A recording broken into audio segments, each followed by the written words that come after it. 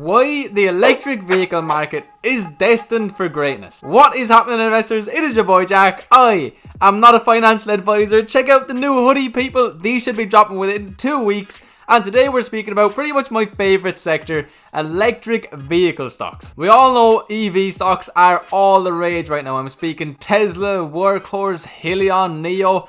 Everybody knows about these at this stage. And I've spoken about them a lot more on the channel than pretty much any other sector because they do appeal to me massively. But what we haven't done too much on the channel is just speak about the market as a whole and why it is gaining so much attention and why so many people are getting excited about it. So today I really want to speak about the actual outlook of the EV market going forwards. Why it's so exciting, what the annual growth looks like, why it can make us investors so much money, and why ultimately it's somewhat inevitable that eventually the world is going to have just electric vehicles. The hype isn't here for no reason, people. It is because EV is the future. And I just love making videos on EV and you guys always respond to them really well. So here we are. We're going to have a look at the broader outlook of the market as a whole. So right before we do that, can I please ask you to smash a like on this video, as it genuinely helps me and the channel out so much. I am so appreciative to every single one of you who are doing that. If you're new around here, please hit that juicy red subscribe button, join the family.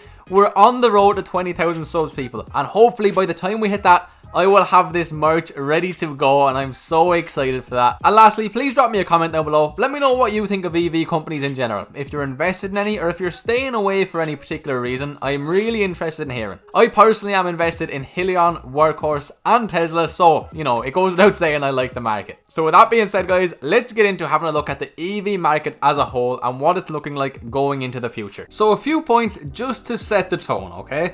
First of all, I want to speak about disruptive innovation. In business theory, a disruptive innovation is an innovation that creates a new market and value network and eventually disrupts an existing market and value network, displacing established market-leading firms, products, and alliances. That's what the EV market is right now, okay? For the longest time, cars, trucks, vans, everything was powered by diesel, by petrol. Now electric vehicles are disrupting that long established market and ultimately looking to take over, looking to push out the big diesel guys, the big petrol guys, and take over. And on that topic, okay, petrol and diesel vehicles require fossil fuels. If we keep burning fossil fuels at our current rate, it is generally estimated that all our fossil fuels will be depleted by 2060. That might seem a long time away, but in the grand scheme of things, that is absolutely nothing. And so an alternative has to be made. Something that is sustainable for eternity has to be found, and that is where electric vehicles come in. Tesla's mission statement, okay, is to accelerate the world's transition to sustainable energy. Workhorse similarly is changing the way the world works. Work ahead. It's changing the way the world will work going forwards. Hyliion's mission is to reduce the carbon intensity and greenhouse gas emissions of commercial transportation Class 8 vehicles. NIO's mission is to shape a joyful lifestyle by offering premium smart electric vehicles and being the best user enterprise. They don't directly mention the environment as much, but you get the picture. At some stage, the world is going to need electric vehicles. I personally believe at some stage that will be the only option available to people. Diesel is going to run out. Fossil fuels are going to run out. This is why a lot of people, myself included, get so excited about disruptive innovation, because it's investing in the future before it's the future, and it leads to amazing growth prospects. Now, this is a fantastic place to get information in regards to electric vehicles, okay? IEA.org. Global EV Outlook 2020, and there is so much useful information in here. So it's very long, okay? So to save you reading it word for word, I'm just going to bring you some of my favorite bits of information. So, global sales of passenger cars were sluggish in 2019, but electric cars had another banner year. Sales of electric cars topped 2.1 million globally in 2019, surpassing 2018, already a record year. So electric cars accounted for 2.6% of global car sales and about 1% of global car stock in 2019. In 2019, indications of a continuing shift from direct subsidies to policy approaches that rely more on regulatory and other structural measures, including zero-emission vehicle mandates and fuel economy standards, have set clear long-term signals to the auto industry and consumers that support the transition in an economically sustainable manner for governments. What that means, simply put, is there are more rules and regulations coming out that basically say, you know, at some stage you are going to have to use electric vehicles. You may well be aware of who CARB are, the California Air Resources Board, and they have now introduced a zero emission vehicle program, and CARB has been a leader in developing programs designed to reduce emissions from mobile sources. Mobile sources account for well over half of the emissions which contribute to ozone and particulate matter and nearly 40% of the greenhouse gas emissions in California. It's something that has to change. As I said, at some stage of life, it has to stop. They also have this HVIP program, which is particularly exciting in regards to Workhorse, but I'll have another video on them over the weekend and we'll go through it a little bit more in detail. But the HVIP essentially exists to accelerate the adoption of cleaner, more efficient trucks and buses. HVIP works directly with dealers to apply the voucher incentive at the time of purchase. They're making it more attractive for people to buy these EV vehicles. Global electric car stock, 2010 to 2019.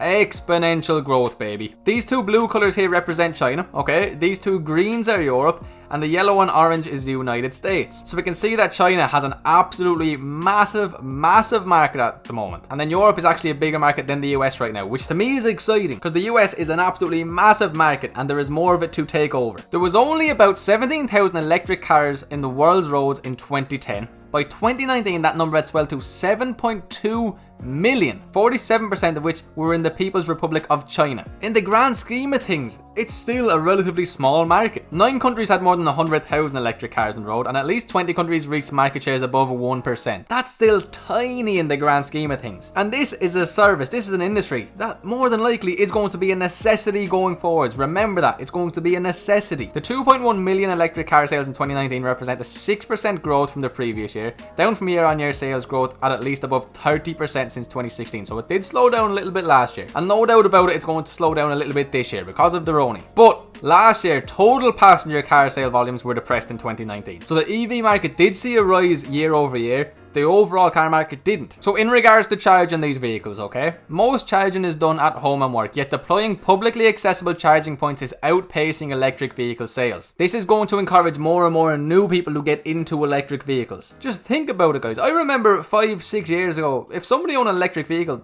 it was a bit of a joke, you know, it was genuinely a bit of a joke, but now it's like the cool thing to do. Elon Musk and Tesla have made it that. So private electric vehicles, slow chargers by country, obviously China's the biggest, then we see lots of EU countries, a little bit of UK in there, and US is obviously big market share as well. Publicly accessible EV slow chargers by country. So China, again, more than half of the world's. I think when the likes of US and Europe starts to catch up with China in this regard, it's going to encourage more people to buy. And again, it's a thing that's only a matter of time, people. And publicly accessible electric vehicle fast chargers, China is just dominating. The number of publicly accessible chargers increased by 60% in 2019 compared with the previous year. Again, this is very good for the short-term growth. I mean, they're going to need to ultimately have these absolutely everywhere. To the best of my understanding, in the US, they're pretty much any public place you would park already, but still, there needs to be more. So I'm not going to spend too much time on this one, okay, but China continues to lead in electrifying 2 3-wheelers and urban buses. To me, 2 and 3-wheelers make a lot of sense in China. They're more congested, they're smaller roads. A lot of the world doesn't necessarily need them just yet, so they're not going to be a priority. Now, urban buses, this is one that I do think will have an absolutely massive future at some stage, and it's something I'm going to be doing a little bit more research on very, very soon, so you might get a video on that in the future. New electric bus registrations in China, 2015 to 2019, okay, so it was sharp, and it's been slowly declining a little bit ever since. And then new electric bus registrations by country or region, 2015 to 2019. In 2019, Europe upped it massively, but still in the grand scheme of things, it's quite small, especially compared to China's numbers. So as of right now, about 500,000 electric buses are in circulation, most of which are in China. And again, guys, it kind of makes sense for China to be at the front of all this. They're absolutely massive, their pollution levels are horrific,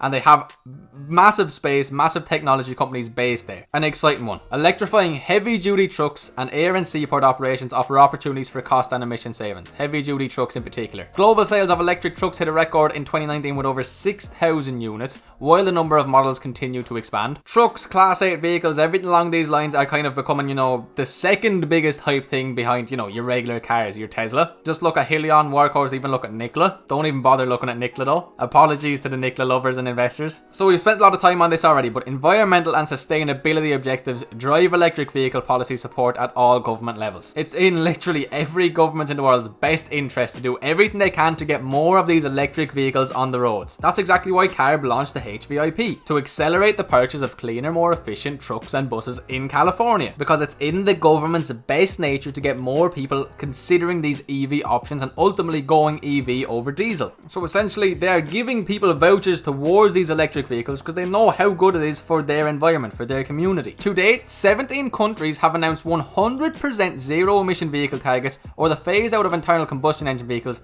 through 2050. That is not that far away, people. France in December 2019 was the first country to put this intention into law with a 2040 timeframe. By 2040 in France there will be 100% zero emission vehicles on the road. That is 20 years away, people. And more that the government's doing. Tax rates that reflect tailpipe CO2 emissions can be conducive to increased electric vehicle uptake.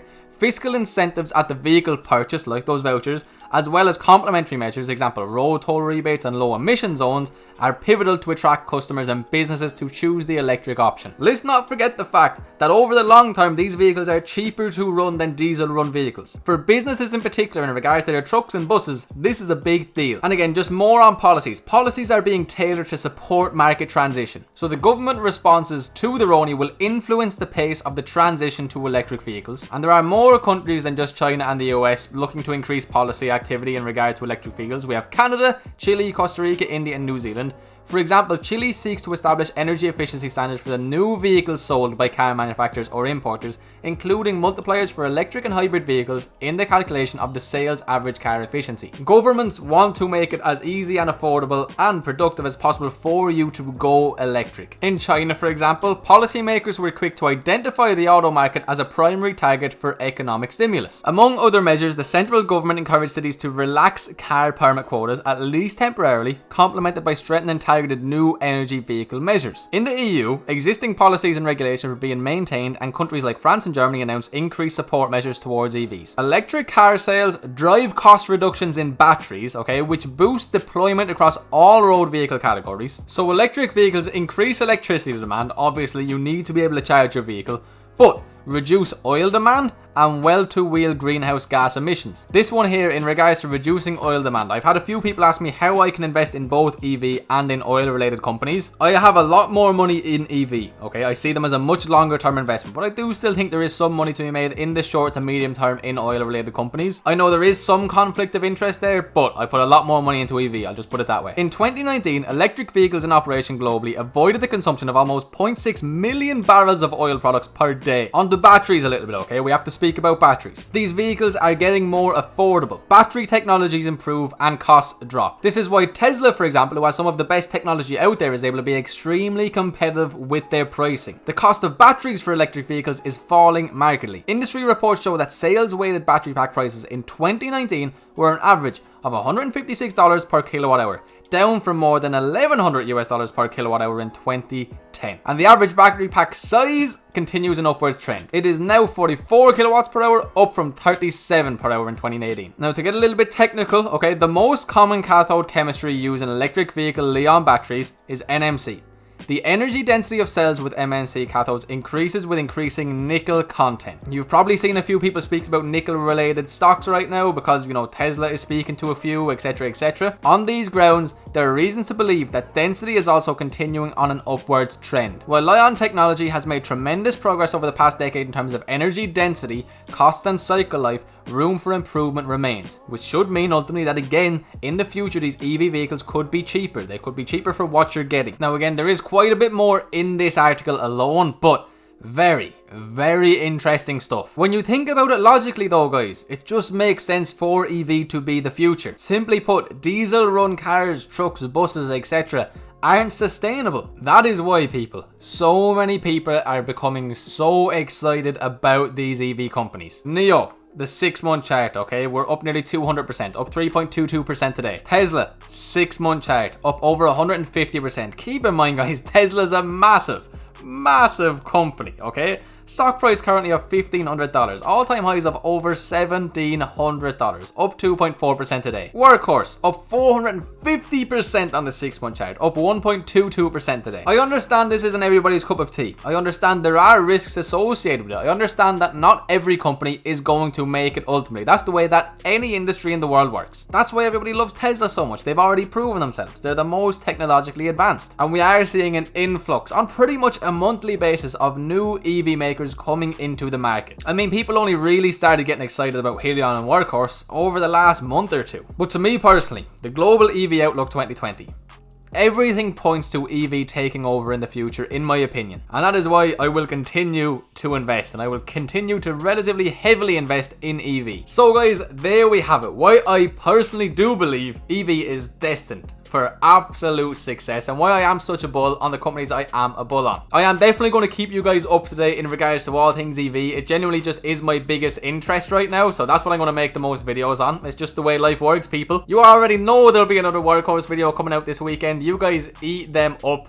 There is always new information coming out in regards to this company as well, so as long as that's happening, I'll keep making a weekly update. If you did watch until the end of the video, guys, I appreciate you so much. You are a true legend, and I really do hope I was able to give you some sort of value throughout this video. That is always the goal, and I do genuinely just really appreciate you. And if you did watch until the end, could I please ask you to hit that like button and subscribe if you're new around here? Those things help me out an awful lot. And drop me a comment, just let me know what you thought of the video. But anyway, guys, with that being said, I hope you all have an absolutely fantastic day. I will see you for tomorrow's video.